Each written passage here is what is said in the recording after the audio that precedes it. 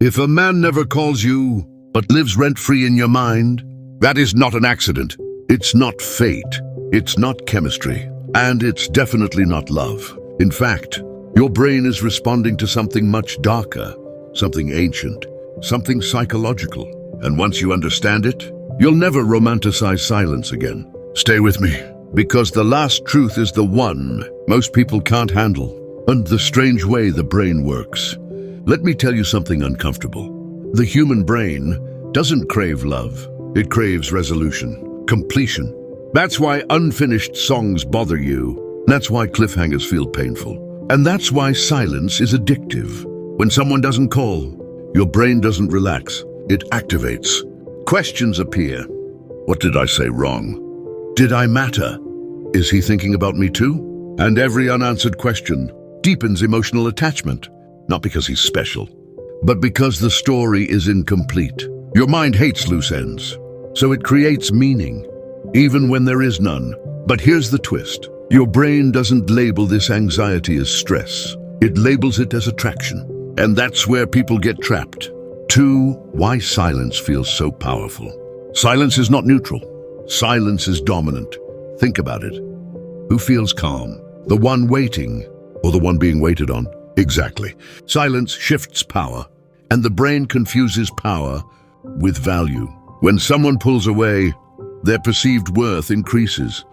Not because they changed, but because access disappeared, and the brain panics when access is threatened. So you start replaying moments. You magnify small interactions. A smile becomes a sign. A message becomes proof. But here's what no one tells you.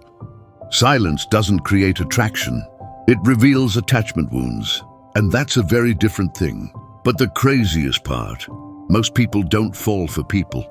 They fall for emotional tension, and silence is tension on steroids. What his behavior actually means. Now let's cut through the illusion. This part hurts, but clarity always does. When a man wants to talk to you, he does. Not eventually. Not someday. Now. Interest doesn't disappear because of busyness. It disappears because of priority. Silence is not confusion. Silence is a choice, a comfortable one, because he loses nothing. You're still thinking, still hoping, and he stays in control, without effort. But listen carefully. His silence does not mean you're not enough. It means he's not investing, and those are not the same thing. But your brain doesn't see the difference. It turns absence into meaning, and that's where the real damage begins. Quick question. Have you ever waited for someone who never really showed up? If yes, comment "I've been there" below, because the next part explains why it felt impossible to let go. 4. The almost trap. Here's the most dangerous word in dating. Almost. Almost chosen. Almost loved. Almost something. Almost keeps hope alive, without commitment. And hope is addictive, more addictive than love, because hope promises reward. Without proof, silence feeds hope. Rejection kills it. That's why rejection hurts once, but silence hurts every day. You wake up thinking maybe today. You go to sleep wondering maybe tomorrow. And your life pauses, waiting for someone who hasn't even noticed. This is not romance. This is emotional suspension. And suspension slowly erodes self-worth. But here's the part people miss. Your brain isn't responding to him. It's responding to potential, and potential is imaginary. Reality is behavior, and behavior has been clear the entire time. 5. Why you feel a soul connection. Now this is where it gets scary. The longer silence lasts, the deeper the fantasy grows, because your brain fills the gaps with ideal versions of him. He becomes kinder in your head, more understanding, more perfect. But you're not connecting with him.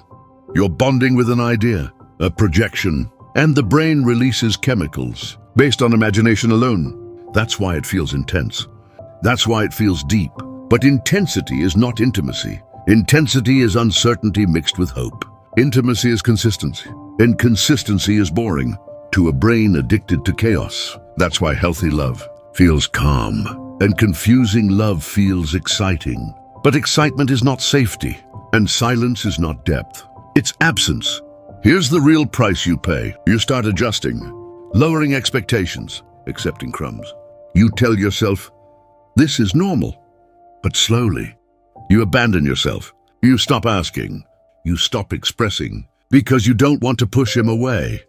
But the truth is, he already left emotionally.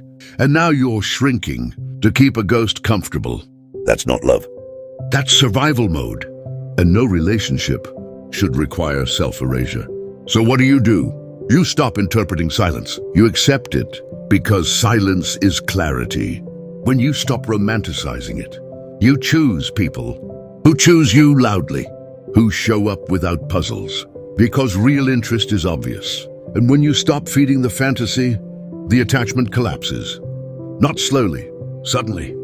That's the moment you feel free again. And that's when power returns. If this video changed how you see someone, subscribe before you forget, because the next video explains why walking away is the moment attraction flips completely. Would you still wait, or would you choose yourself? Tell me in the comments.